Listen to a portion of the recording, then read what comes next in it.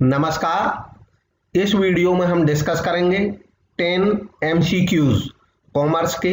MCQ series commerce में part 27 है। ये DSSSB exam 2018 question paper female PGT का क्वेश्चन नंबर 131 से लेकर 140 को आज एनालिसिस करेंगे।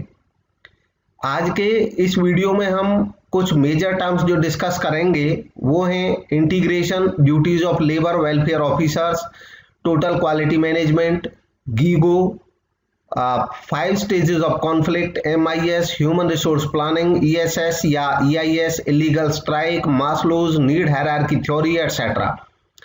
ये टर्म्स काफी महत्वपूर्ण है और इनका जो एनालिसिस होगा वो भी काफी महत्वपूर्ण होगा, क्योंकि अक्सर ऐसी टर्म्स एग्जाम्स में पूछी जाती हैं।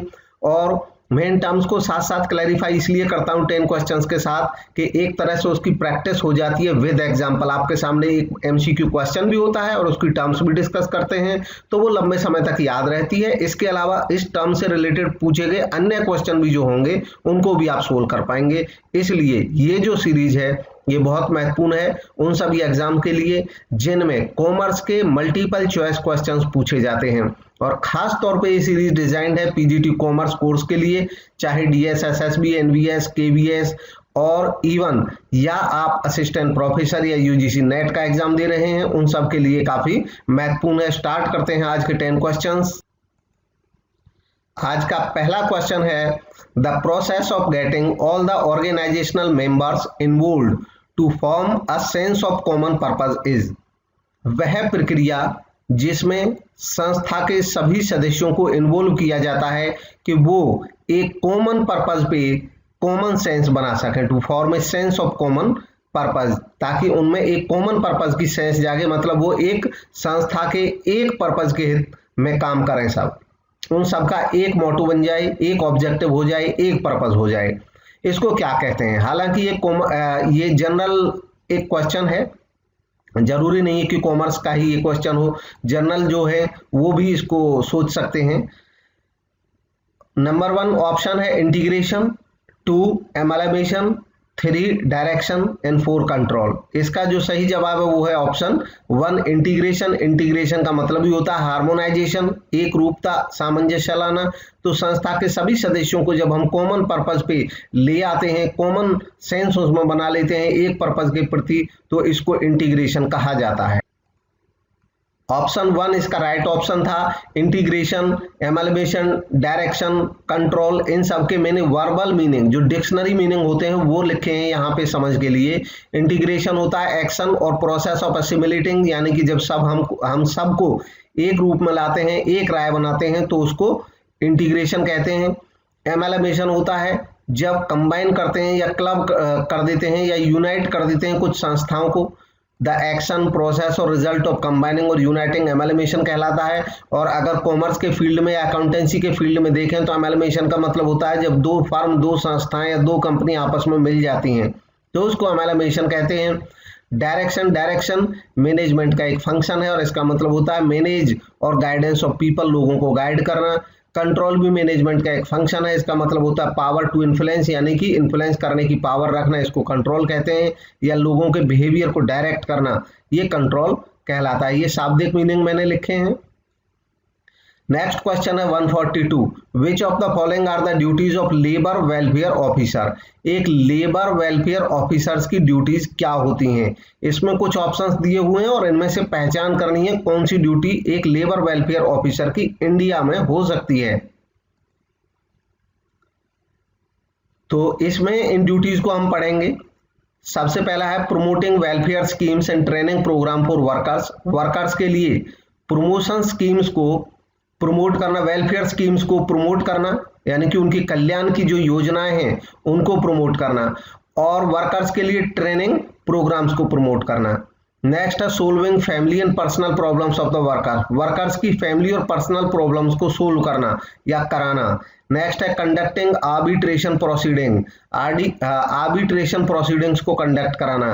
नेक्स्ट है कंडक्टिंग मीडिएशन, मध्यस्थता, मीडिएटिंग करना।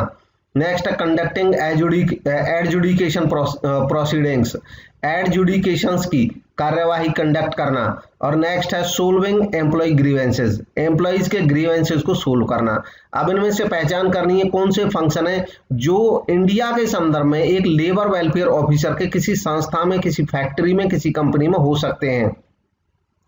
तो गिवन ऑप्शंस में से कई ऑप्शन ऐसे हैं जो लेबर वेलफेयर ऑफिसर के फंक्शन हो सकते हैं, उनकी पहचान करनी है।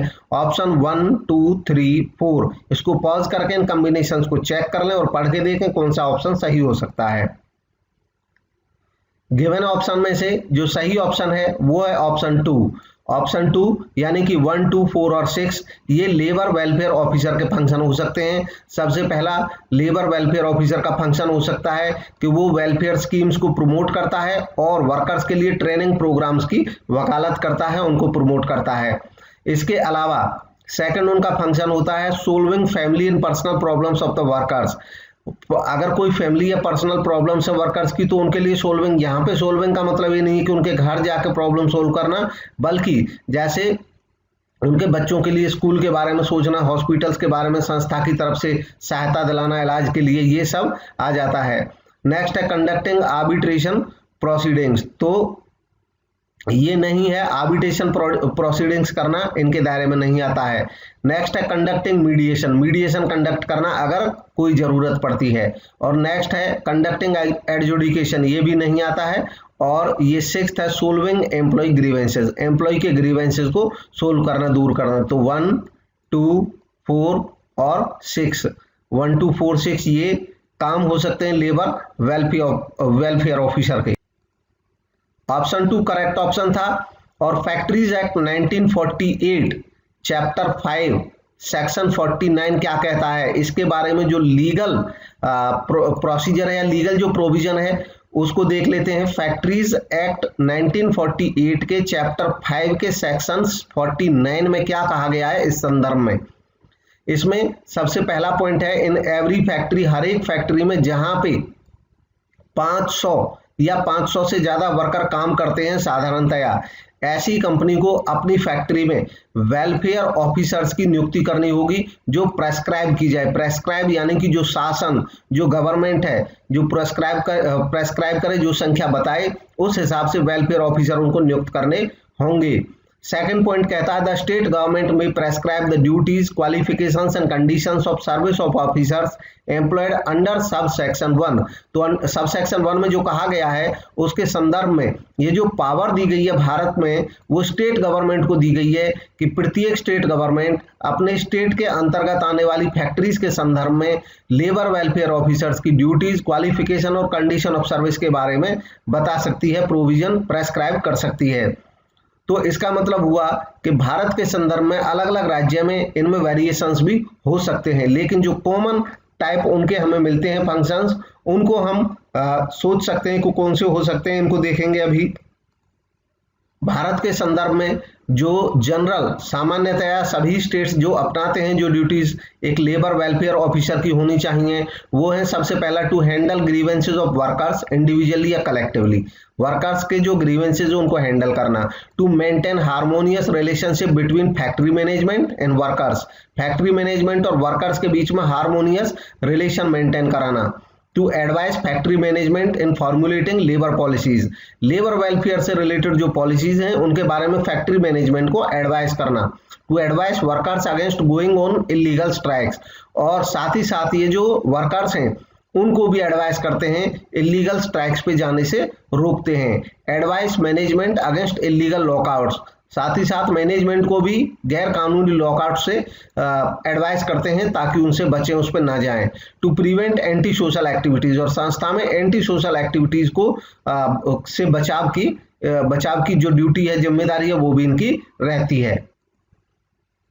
नेक्स्ट क्वेश्चन है is set of concept and tools applied for getting all the employees focused on continuous improvement in the eyes of the customers is popularly known as। इसमें कहा गया है एक सेट, एक समुच्चय, एक समूह उन कॉन्सेप्ट और टूल्स का जो अप्लाई किया जाता है getting all the employees focused, मतलब जो अप्लाई किया जाता है इसलिए कि सभी एम्प्लॉइज फोकस रखें अपना कंटिन्यूअस इंप्रूवमेंट पे, संस्था के कंटिन्यूअस इंप्रूवमेंट पे in the eyes of the customers, customers की नजरों में, यानी कि कस्टमर्स से रिलेटेड भी और बाकी संस्था के हर पहलू से रिलेटेड, हर उसके एस्पेक्ट से रिलेटेड कोई भी चीज है उस सब में कंटिन्यूअस इंप्रूवमेंट की कोशिश करते हैं, खास तौर पे कस्टमर को सेटिस्फाई करने के लिए। पॉपुलरली इस टेक्निक को या इस टूल को हम क्या नाम से जानते हैं, किस नाम से जानते हैं? ऑप्शन 1 है customer orientation, 2 total quality management, 3 quality control and 4 cost control. इसका सही जवाब है option 2 total quality control, total quality management इसको कहा जाता है, TQM नाम से मशहूर है ये technique. Total quality management, total quality management क्या है? मैनेजमेंट की ये अप्रोच है एक, जो कि यूज की जाती है किसी संस्था के द्वारा अपने लॉन्ग टर्म सक्सेस के लिए, कस्टमर सेटिस्फैक्शन के माध्यम से, यानी कि ये कस्टमर को सेटिस्फाई करते हैं जिससे उस संस्था की लॉन्ग टर्म सक्सेस को सुनिश्चित किया जा सकता है। इसके अंतर्गत सभी मेंबर्स ऑर्गेनाइजेशन के जितने भी सदस्य होते हैं वो पार्टिसिपेट करते हैं इम्प्रूव करने में अपनी प्रोसेसेस को, प्रोडक्ट को, सर्विसेज को, और द कल्चर ऑफ ऑर्गेनाइजेशन, संस्था की पूरी कल्चर को ये कंटिन्यूअस उस पे इम्प्रूवमेंट पे काम करते हैं ताकि कस्टमर सेटिस्फैक्शन को वो इंक्रीज कर सकें। नेक्स्ट क्वेश्चन है 144, what term is used to describe information coming into a computer that is in bad form or is incorrect and will improperly affect the decision making process। इसमें question पूछा गया है वह कौन सी term है जिसका use किया जाता है डिस्क्राइब करने में एक इंफॉर्मेशन जो कंप्यूटर में आती है, अगर वो बैड फॉर्म में है, यानी कि खराब फॉर्म में दी गई इंफॉर्मेशन कंप्यूटर में अगर डाली जाए, इनपुट की जाए और उसकी वजह से जो improperly affect the decision making, computer का जो डिसीजन मेकिंग आएगा, यानी कि जो रिजल्ट निकलेगा जब हम इंफॉर्मेशन रॉन्ग फिल करेंगे, इनकरेक्ट इंफॉर्मेशन फिल करेंगे कंप्यूटर में, तो उसका जो रिजल्ट आएगा वो भी कैसा होगा? वो भी इम्प्रॉपर होगा, यानी कि अनुचित आएगा, अफेक्ट करेगा कंप्यूटर के रिजल्ट को। इसके लिए कौन सी टर्म यूज की जाती है? IT की टर्मिनोलॉजी है, ये कंप्यूटर की टर्मिनोलॉजी है। ऑप्शन है scrubbed data, manipulated data, tainted data and GIGO। तो इसमें जो करेक्ट ऑप्शन है वो 4 है, GIGO। और ये प्रचलित है, एक प्रोवर्ब की तरह इसमें कहा जाता है गार्बेज इन और गार्बेज आउट। आप कूड़ा डालोगे तो कूड़ा ही पाओगे, कूड़ा ही बाहर भी आएगा। मतलब कंप्यूटर में खराब इंफॉर्मेशन डालोगे तो कंप्यूटर आपको खराब रिजल्ट देगा, अगर कंप्यूटर में आप सही इंफॉर्मेशन डालोगे तो सही रिजल्ट देगा। कंप्यूटर की एक फीचर होती है कि 0 IQ, इसका कोई अपना IQ नहीं होता है, उसको डिस्क्राइब करने के लिए इस टर्म का यूज किया जाता है कि कंप्यूटर का अपना कोई IQ नहीं होता है। अगर कंप्यूटर कोई गलत जानकारी दे रहा है तो इसका मतलब कंप्यूटर की गलती नहीं है, ये गलती उस पर्सन की है जिसने इंफॉर्मेशन फीड की है, क्योंकि आपने गलत इंफॉर्मेशन फीड की है तो नेचुरली रिजल्ट भी गलत ही आएगा। इसमें जो और मेजर टर्म है इनको समझ सकते हैं, डाटा स्क्रबिंग या डाटा क्लींजिंग, ये भी कंप्यूटर से रिलेटेड टर्मिनोलॉजी है। डेटा स्क्रबिंग या डेटा क्लींजिंग का मतलब है एक एरर करेक्शन टेक्निक होती है, यानी कि सुधार किया जाता है डेटा में। अगर कोई डेटा मौजूद है हमारे कंप्यूटर में, डाटाबेस मैनेजमेंट सिस्टम में, DBS में, तो उसको करेक्शन करने का एक तरीका है, उसको डेटा क्लींजिंग या डेटा स्क्रबिंग के नाम से जानते हैं। स्क्रब का मतलब ही होता है साफ करना किसी चीज को घिस करके। इसमें uses background task, background task होता है पीरियडिकली इंस्पेक्ट मेन मेमोरी और स्टोरेज फॉर एरर्स के लिए मेन मेमोरी और स्टोरेज को चेक किया जाता है और डिटेक्ट करके उनको करेक्ट किया जाता है। इसको डेटा स्क्रबिंग या डेटा क्लींजिंग कहते हैं। इसके अलावा डेटा मैनिपुलेशन एक प्रोसेस है जिसमें डेटा को एडजस्ट किया जाता है to make it organised and easier to read, यानी कि ऑलरेडी जो डेटा कंप्यूटर में है, ऑलरेडी पड़ा हुआ है, वो सही है, लेकिन हम उसको और आसान बनाने के लिए कि पढ़ने में वो आसान रहे, समझने में आसान रहे, उसको और ऑर्गेनाइज करने के लिए हम यूज करते हैं, इसको डेटा मैनिपुलेशन कहते हैं। और GIGO इसको अभी डिस्कस कर चुके हैं already, garbage in garbage out. Next question है 145, विच of the following is not a part of the stages of conflict episode. Conflict episode यानी कि जब कॉन्फ्लिक्ट की सिचुएशन होती है किसी संस्था में, ये ऑर्गेनाइजेशनल बिहेवियर से रिलेटेड क्वेश्चन है। किसी संस्था में कॉन्फ्लिक्ट की सिचुएशन बनती है तो उसकी कौन कौन सी स्टेजेस होती हैं, किस तरीके से कॉन्फ्लिक्ट अस्तित्व में आता है। हमें यहाँ से बताना है कि कौन सा उसमें पार्ट नहीं है, कॉन्फ्लिक्ट एपिसोड की 5 मेजर स्टेजेस होती हैं, उनमें से कौन सा इनका पार्ट नहीं है उसकी पहचान करनी है। ऑप्शंस हैं perceived conflict, felt conflict, latent conflict और इंटरपर्सनल कॉन्फ्लिक्ट। इसका जो सही जवाब है वो है option 4 interpersonal conflict. Option 4 correct option था। 5 स्टेजेस ऑफ कॉन्फ्लिक्ट, कॉन्फ्लिक्ट की 5 स्टेज कौन कौन सी हैं? 5 मेजर स्टेज होती हैं। Latent stage, participant not yet aware of the conflict, इसमें छुपा हुआ स्टेज रहता है।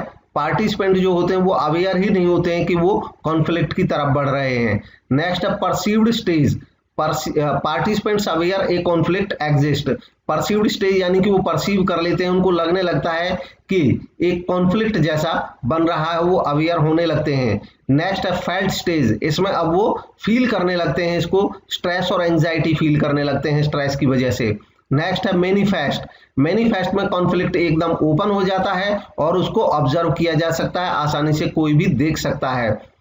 नेक्स्ट है आफ्टरमाथ, ये सिचुएशन होती है outcome of the conflict, conflict का जो रिजल्ट निकला, चाहे तो रिजोल्यूशन हो जाए, यानी कि जब कॉन्फ्लिक्ट हो गया लोगों में तो अब किसी भी तरीके से किसी मध्यस्थ के माध्यम से या आपस में समझ बूझ के कोई रिजोल्यूशन हो जाए या डिसोल्यूशन हो जाए, जैसी भी सिचुएशन होगी उसको आफ्टरमाथ यानी कि जो लास्ट में उसका रिजल्ट निकलता है आउटकम ऑफ द कॉन्फ्लिक्ट। ये 5 स्टेजेस हैं किसी कॉन्फ्लिक्ट की। नेक्स्ट क्वेश्चन है management information system MIS dash, तो इसमें से पहचान करनी है, ये MIS से रिलेटेड 4 स्टेटमेंट्स हैं, इनमें से कौन सा स्टेटमेंट सही है, कौन सा यहाँ आ सकता है, उसकी पहचान करनी है।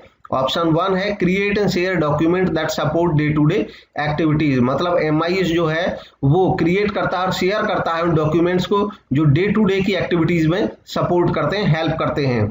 नेक्स्ट है capture and reproduce the knowledge of an expert problem solver, एक एक्सपर्ट प्रॉब्लम सोल्वर के नॉलेज को कैप्चर करना और उसको रिप्रोड्यूस करना MIS कहलाता है। नेक्स्ट है process business transactions, business transactions को प्रोसेस करना, जैसे कि टाइम कार्ड्स है, पेमेंट्स है, ऑर्डर्स है, एटसेट्रा, इन सबको और कैप्चर करना और रिप्रोड्यूस करना knowledge of an expert problem solver. Next है process business transactions, business transactions को प्रोसेस करना, चाहे वो time cards, payments, orders etcetera कोई भी है। तो इनमें से MIS से रिलेटेड कौन सा स्टेटमेंट सही है? जो पहला ऑप्शन है वो MIS से रिलेटेड है। MIS मैनेजमेंट इंफॉर्मेशन सिस्टम, एक संस्था में ऐसा सिस्टम होता है जिसमें ये सिस्टमेटाइज किया जाता है कि इंफॉर्मेशन जो है उसको मैनेज्ड वे में रखा जाए और जरूरत पड़ने पर उसको सुलभ कराया जाए, मैनेजमेंट जो है उसको उपलब्ध कराया जाए। मैनेजमेंट इंफॉर्मेशन सिस्टम एक इंफॉर्मेशन सिस्टम है जो एक ऑर्गेनाइजेशन में हेल्प करता है डिसीजन मेकिंग में, क्योंकि MIS के तहत डेटा को गैदर किया जाता है, इकट्ठा रखा जाता है, मल्टीपल ऑनलाइन सिस्टम से इंफॉर्मेशन को एनालाइज किया जाता है और रिपोर्ट किया जाता है मैनेजमेंट को, यानी कि मैनेजमेंट को इंफॉर्मेशन दी जाती है सूचनाओं के माध्यम से। नेक्स्ट है which of the following needs of employees are addressed by human resource planning, इसमें पूछा गया है कि ह्यूमन रिसोर्स प्लानिंग के द्वारा एम्प्लॉइज की कौन सी नीड्स को एड्रेस किया जाता है, मतलब कौन सी आवश्यकता का ध्यान रखा जाता है और उस आवश्यकता की पूर्ति की जाती है। ऑप्शंस हैं सोशल, फिजियोलॉजिकल, इकोनॉमिक और डेवलपमेंट। तो इनमें से जो करेक्ट ऑप्शन है वो है डेवलपमेंट, यानी कि जो ह्यूमन रिसोर्स प्लानिंग है इसमें एम्प्लॉय की नीड होती है एक डेवलपमेंट, उसकी पूर्ति की जाती है। क्यों? क्योंकि ह्यूमन रिसोर्स प्लानिंग के तहत प्लान किया जाता है ट्रेनिंग्स के बारे में और जो प्रोग्राम्स चलाए जाते हैं एम्प्लॉयज के डेवलपमेंट और ग्रोथ के लिए, उन सब के बारे में। ऑप्शन 4 करेक्ट ऑप्शन था। ह्यूमन रिसोर्स प्लानिंग क्या है? यह एक प्रोसेस है जिसमें आइडेंटिफाई किया जाता है current and future human resource needs for an organisation, एक संस्था की करंट में और फ्यूचर में जो ह्यूमन रिसोर्सेज से रिलेटेड नीड्स होंगी उनके गोल्स को अचीव करने के लिए उनकी पहचान की जाती है। वास्तव में जो प्लानिंग है, प्लानिंग एक फंक्शन होता है मैनेजमेंट का, और प्लानिंग का मतलब होता है कि थिंकिंग बिफोर डूइंग, करने से पहले सोचना, या looking into the future, future में देखना, भविष्य में देखना, ये प्लान होता है। तो ह्यूमन रिसोर्स प्लान क्या होता है? जब हम ह्यूमन रिसोर्स से रिलेटेड प्लानिंग करते हैं, ह्यूमन रिसोर्स से रिलेटेड प्लानिंग एक संस्था में ह्यूमन रिसोर्स डिपार्टमेंट इस काम के लिए होता है, उसके द्वारा की जाती है। इसमें ह्यूमन जो रिसोर्सेज होते हैं यानी कि जो हमारे एम्प्लॉइज होते हैं उनकी फ्यूचर और करंट नीड्स को देखा जाता है और इट में बी डिफाइंड, इसको हम डिफाइन कर सकते हैं एक स्ट्रेटेजी के तौर पे, जिसमें एक्वाजिशन, यूटिलाइजेशन एंड डेवलपमेंट और preservation of human resources of an enterprise. एक संस्था के जो ह्यूमन रिसोर्स होते हैं, जो व्यक्ति होते हैं, उसमें काम करने वाले कर्मचारी होते हैं, उनको एक्वाजिशन करना, उनकी प्राप्ति करना, उनका यूटिलाइज करना, डेवलपमेंट करना, प्रिजर्वेशन करना, ये सब एक ह्यूमन रिसोर्स प्लानिंग का हिस्सा होता है और इसको इसलिए स्ट्रेटेजी भी कहा जाता है, ह्यूमन रिसोर्स की स्ट्रेटेजी भी इसको बोला जाता है। तो इसमें जो एम्प्लॉइज हैं उनके डेवलपमेंट के बारे में, उनके ग्रोथ के बारे में भी हम सोचते हैं, इसलिए डेवलपमेंट नीड्स को पूरी करता है। नेक्स्ट है option 148, dash is specially tailored for use of executive of an organisation to support his decision making. इसमें कहा गया है यह ऐसी टर्म है जो स्पेसिफिकली टेलर की जाती है यूज ऑफ एग्जीक्यूटिव, ताकि जो संस्था के एग्जीक्यूटिव हैं, जो संस्था के अधिकारी हैं, काम करने वाले हैं, कर्मचारी हैं, वो उनको सपोर्ट कर सके उनके डिसीजन मेकिंग में, इसलिए इसका यूज किया जाता है। मतलब एक ऐसी टेक्निक की बात हो रही है जो टेक्निक एग्जीक्यूटिव्स को, संस्था के कर्मचारियों को डिसीजन मेकिंग में सपोर्ट करती है। ऑप्शन है डीबीएस, सीबीएस, एमएसएस, ईएसएस। तो इसमें से जो सही है वो है ऑप्शन 4 ईएसएस। अब है क्या ईएसएस? ईएसएस को ईआईएस भी कहा जाता है। ईएसएस का मतलब है, इसकी फुल फॉर्म है एग्जीक्यूटिव सपोर्ट सिस्टम। मतलब ये सपोर्ट सिस्टम होता ही है एग्जीक्यूटिव्स के लिए। इसको एग्जीक्यूटिव इंफॉर्मेशन सिस्टम भी कहते हैं, क्योंकि इस सिस्टम के तहत इंफॉर्मेशंस को कलेक्ट किया जाता है और एग्जीक्यूटिव्स को प्रोवाइड किया जाता है जब उनको डिसीजन मेकिंग में इसकी जरूरत पड़ती है। ये एक मैनेजमेंट सपोर्ट सिस्टम का ही टाइप है जो फैसिलिटेट करता है और सपोर्ट करता है सीनियर एग्जीक्यूटिव्स को इंफॉर्मेशन और डिसीजन मेकिंग नीड्स में। ये प्रोवाइड करता है easy access to internal and external information. इसके माध्यम से इंटरनल और एक्सटर्नल दोनों तरह की इंफॉर्मेशन जो ऑर्गेनाइजेशन के गोल्स के रिलीवेंट है उसको प्रोवाइड किया जाता है एग्जीक्यूटिव्स को। नेक्स्ट क्वेश्चन है 149, a strike becomes illegal if it is resorted to. एक स्ट्राइक इलीगल बन जाती है अगर यह इस तरह की फीचर्स को रखती है। इनमें से पहचान करनी है कौन सी सिचुएशन बनती है तो जो स्ट्राइक है वो इलीगल बन सकती है। ऑप्शन 1 है ड्यूरिंग पेंडेंसी। ये अलग अलग केसेस हैं, इनमें से कई सारी सिचुएशंस हैं जिनकी वजह से एक स्ट्राइक इलीगल बन सकती है।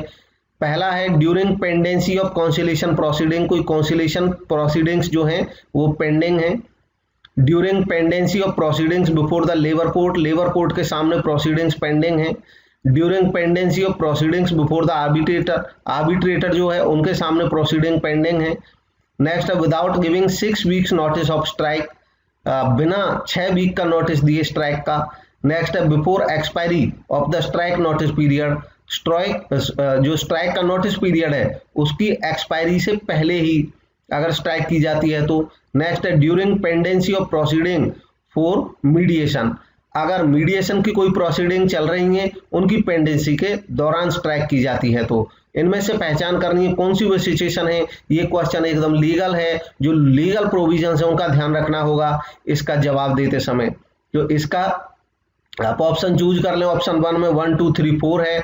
ऑप्शन 2 है 1 2 4 5 है। ऑप्शन 3 है 1 2 3 6 है एंड ऑप्शन 4 में 1 2 3 एंड 5 है। इन ऑप्शंस को रीड करें और सही आंसर का पता लगाने की कोशिश करें। इस वैसे इसमें जो सही आंसर है वो है ऑप्शन 4, यानी कि एक स्ट्राइक इलीगल हो जाएगी, गैर कानूनी हो जाएगी भारत के संदर्भ में अगर during pendency of conciliation proceeding, कोई कॉन्सिलेशन प्रोसीडिंग चल रही है उनके दौरान अगर की जाती है तो इसको इलीगल माना जाएगा।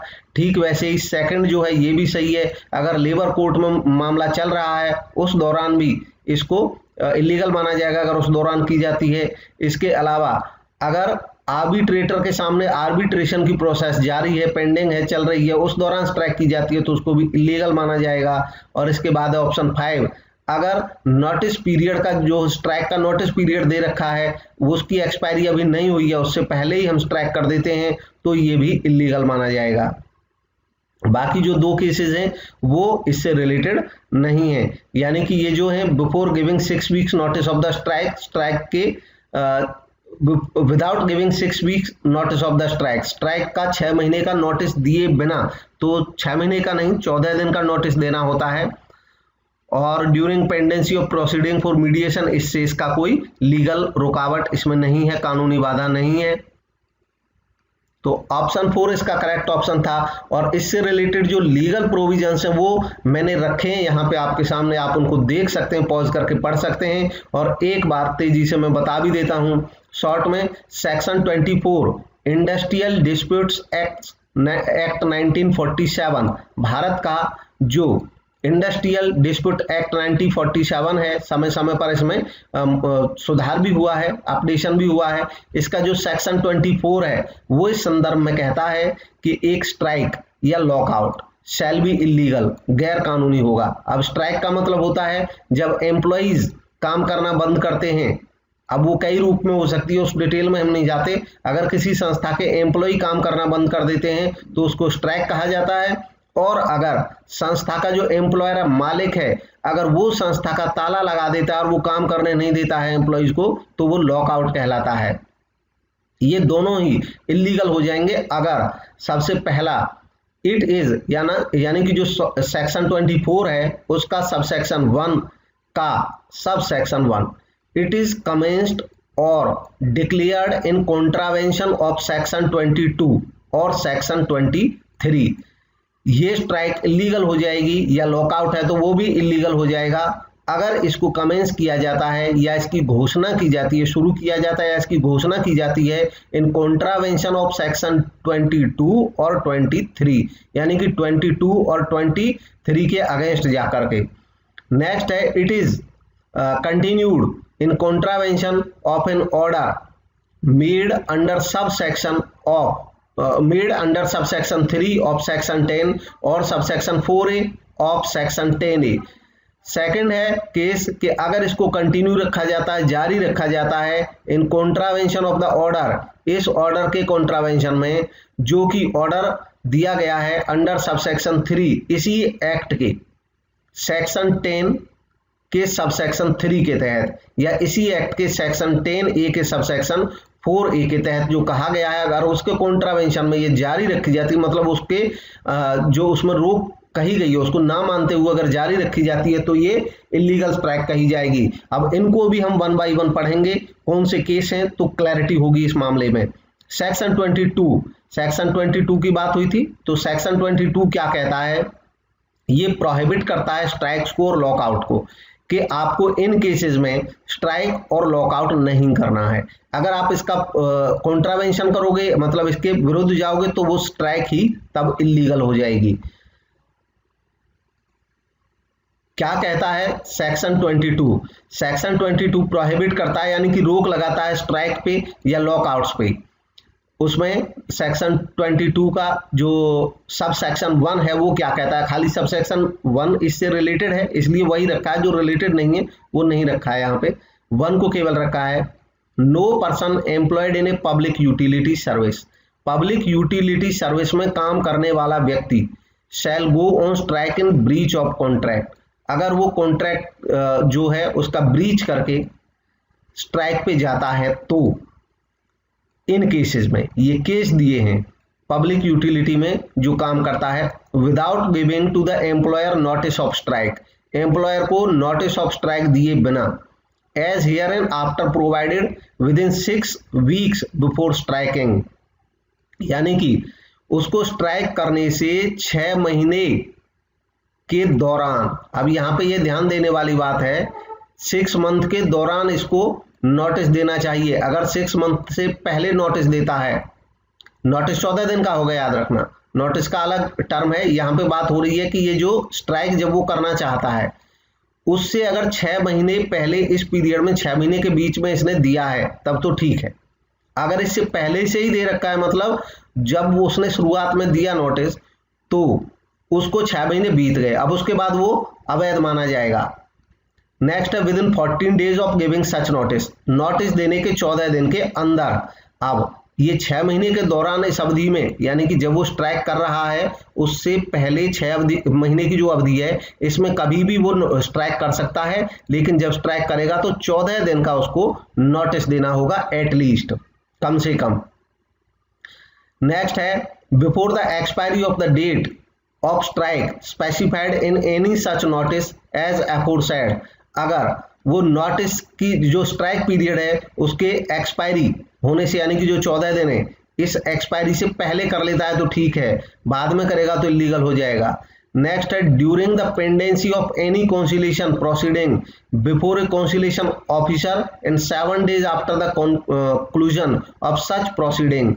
During the pendency of conciliation proceeding, अगर कॉन्सिलेशन की प्रोसीडिंग चल रही है किसी कॉन्सिलेशन ऑफिसर के सामने, या जो कंक्लूजन निकला है और जो प्रोसीडिंग्स आई हैं उनके 7 दिन के बाद अगर करता है तो वो भी इलीगल माना जाएगा। ये सब लीगल ऑप्शंस हैं, हालांकि मैं अपनी तरफ से ट्राई कर रहा हूं पूरी तरह से इसको समझाने की, फिर भी हो सकता है कहीं कंफ्यूजन रह जाए, तो आप आराम से उसको पॉज करके पढ़ें और समझें। नेक्स्ट है सेक्शन 23। तो सेक्शन 23 का भी उन्होंने कहा था कि अगर सेक्शन 22 या सेक्शन 23 के कॉन्ट्रावेंशन में जाते हैं तो इलीगल हो जाएगी स्ट्राइक। तो 22 का हमने पढ़ लिया केस, अब 23 का पढ़ते हैं। General prohibition of strikes and lockouts, जो जनरल प्रोहिबिशन है स्ट्राइक्स या लॉकआउट से related, no workman who is employed in any industrial establishment shall go on strike in breach of contract and no employer of any such workman shall declare a lockout. ये cases हैं अगर कोई किसी भी industrial establishment कोई worker काम कर रहा है या उसका जो मालिक है, वर्कर है तो स्ट्राइक कर सकता है, मालिक है तो लॉकआउट कर सकता है। उसके जो जनरल प्रोहिबिशन है ये उसके प्रोहिबिशन है, रोक है। सबसे पहला during the pendency of conciliation proceeding before A board and 7 days after the conclusion of such proceedings. ये यूटिलिटी सर्विसेज में ही था, जैसे था वैसे इंडस्ट्रियल इस्टेब्लिशमेंट भी है, इस दौरान अगर करता है तो। नेक्स्ट है during the pendency of proceeding before a labour court, tribunal, national tribunal और 2 months after the conclusion of such proceeding. Next, during the pendency of arbitration proceedings before an arbitrator and 2 months after the conclusion of such proceedings, where a notification has been issued under subsection 3A of section 10A। और इसका last point है 23 का, जो subsection C है, during any period in which A settlement और award is an operation, उस अवधि के दौरान जब कोई सेटलमेंट या अवार्ड जो हुआ है वो ऑपरेशन में है, in respect of any of the matters covered by the settlement और अवार्ड, अगर इस दौरान होता है तो वो अवैध माना जाएगा, मतलब करना नहीं है, प्रोहिबिट है। अब इसके अगेंस्ट अगर हम जाएंगे करेंगे तो वो इलीगल हो जाएगी। तो ये जो 2 सेक्शन हमने पढ़े ये थे कि स्ट्राइक को घोषित करना, डिक्लेयर करना या स्ट्राइक पे जाना, उनसे रिलेटेड थे। अब हम पढ़ेंगे, क्योंकि उसमें सेक्शन 24 में कहा गया था कि सेक्शन 10 का सबसेक्शन 3 या सेक्शन 10A का सबसेक्शन 4A, तो ये क्या कहते हैं इनको भी समझेंगे। सेक्शन 10 का सबसेक्शन 3 कहता है वेयर एन इंडस्ट्रियल डिस्प्यूट, जहां कोई औद्योगिक विवाद has been refer to a board, किसी बोर्ड को रेफर किया गया है, लेबर कोर्ट को रेफर किया गया है, या ट्रिब्यूनल को या नेशनल ट्रिब्यूनल को रेफर किया गया है। तो इस सेक्शन के तहत अगर रेफर किया है तो appropriate government may by order prohibit the continuance of any strike, तो उस समय सरकार आदेश जारी करके ऐसी स्ट्राइक के कंटिन्यूएंस पे रोक लगा सकती है या लॉकआउट पे रोक लगा सकती है, अगर उसके बावजूद जारी रहता है तो इलीगल माना जाएगी। नेक्स्ट है subsection 4A of section 10A, ये कहता है कि where an industrial dispute has been referred to arbitration and, अगर ये आर्बिट्रेशन को दिया गया है, and a notification has been issued under subsection, इस सबसेक्शन के तहत अगर नोटिफिकेशन इशू हो गया है तो एप्रोप्रिएट गवर्नमेंट, जो भी स्टेट गवर्नमेंट या सेंट्रल गवर्नमेंट जैसा भी केस होगा, ऑर्डर दे सकती है prohibit the continuance of any strike और लॉकआउट, जो स्ट्राइक या लॉकआउट चल रहा है उसको प्रोहिबिट करने का मतलब कंटिन्यू करने का रोक आदेश जारी कर सकती है संदर्भ में, और अगर नहीं रोक लगाया जाएगा तो उसको भी इलीगल माना जाएगा। तो हो सकता है इन प्रोविजंस में से किसी में कोई प्रॉब्लम हुई हो सकता है मेरे भी बोलने में प्रॉब्लम हुई हो, तो फिर से इनको रिलैक्स होकर के पढ़ें, सब समझ आ जाएंगे और बार बार सुनेंगे तो पता चल जाएगा। नेक्स्ट देखें, लास्ट क्वेश्चन है आज का 150, a need to discover what we are and to develop to the fullest potential refers to.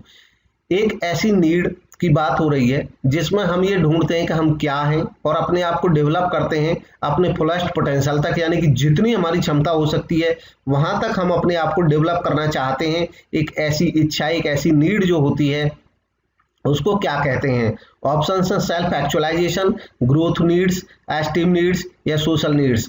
ये जो नीड्स हैं ये नीड्स रिलेटेड हैं मास्लो की नीड हायरार्की थ्योरी से, उनमें आपको पहचान करनी है ये जो सेंटेंस है ये किस नीड के संदर्भ में है। तो इसका जो सही जवाब है वो है option 1 self actualisation need. Maslow की जो नीड हायरार्की थ्योरी है, हालांकि जो मोटिवेशन का पूरा टॉपिक है कॉमर्स के एग्जाम्स के लिए वो काफी महत्वपूर्ण रहता है और उसमें भी सबसे ज्यादा मास्लो की नीड हायरार्की थ्योरी महत्वपूर्ण है। इस थ्योरी को एक बार पढ़ लेते हैं। मास्लो की हायरार्की ऑफ नीड्स है, यानी कि अब्राहम मास्लो ने बताया था कि मोटिवेट करने के लिए, हालांकि ये साइकोलॉजी से रिलेटेड है, तो लोगों को मोटिवेट करने के लिए उनकी नीड्स की पहचान होना बहुत जरूरी है और उन्होंने नीड्स की एक हायरार्की बताई, यानी कि एक प्रॉपर ऑर्डर बताया था कि एक प्रॉपर ऑर्डर होता है लोगों की नीड का। पहली नीड जब पूरी हो जाती है तब लोग दूसरी नीड के बारे में सोचते हैं, दूसरी नीड जब पूरी हो जाती है लोग तीसरी नीड के बारे में सोचते हैं। इस तरह की 5 नीड्स इन्होंने बताई, 5 नीड्स बताई और वो भी एक क्रम में। ये जो नीड्स बताई इन्होंने 1943 में साइकोलॉजिकल रिव्यू में इनका एक पेपर पब्लिश हुआ था, ए थ्योरी ऑफ ह्यूमन मोटिवेशन, और इसके तहत उन्होंने इस नीड हायरार्की थ्योरी को बताया था।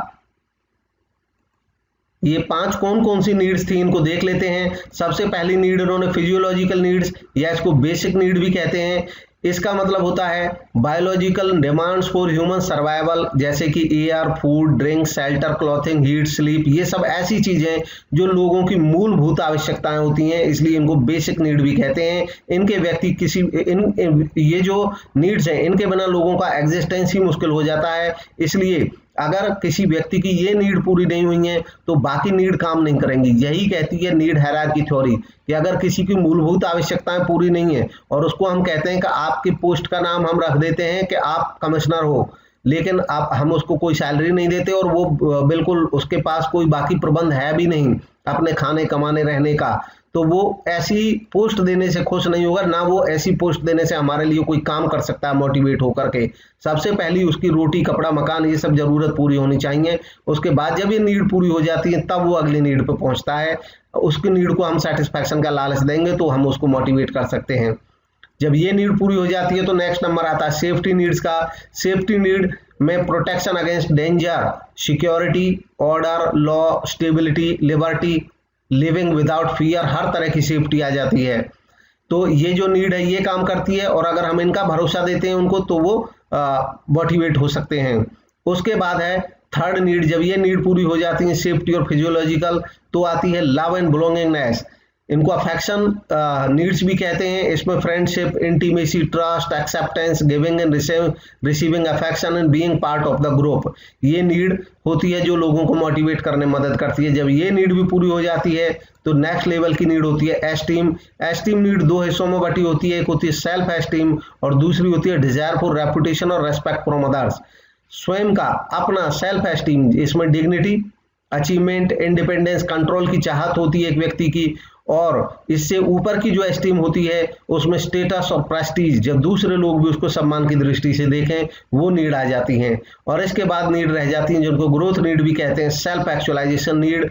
इसका मतलब होता है जब ये सारी नीड पूरी हो जाती हैं तो लास्ट में जो नीड काम कराती है लोगों से, सेल्फ एक्चुअलाइजेशन, ये नीड होती है full use and exploitation of talent, capability and potentialities. अब अपने टैलेंट, कैपेबिलिटी और पोटेंशियलिटी का एक व्यक्ति सारी नीड जब पूरी हो जाती है तो वो उनका पूरा दोहन, पूरा प्रयोग करना चाहता है। ये नीड कभी पूरी नहीं होती है क्योंकि एक व्यक्ति जितना ऊपर जाता है उसका टैलेंट, उसकी कैपेबिलिटी, पोटेंशियलिटी उतनी बढ़ती चली जाती हैं। तो ये था आज का डिस्कशन। कमेंट के माध्यम से आप अपने विचार रख सकते हैं। अगर अच्छा लगा तो लाइक जरूर करें और वीडियो देखने के लिए धन्यवाद।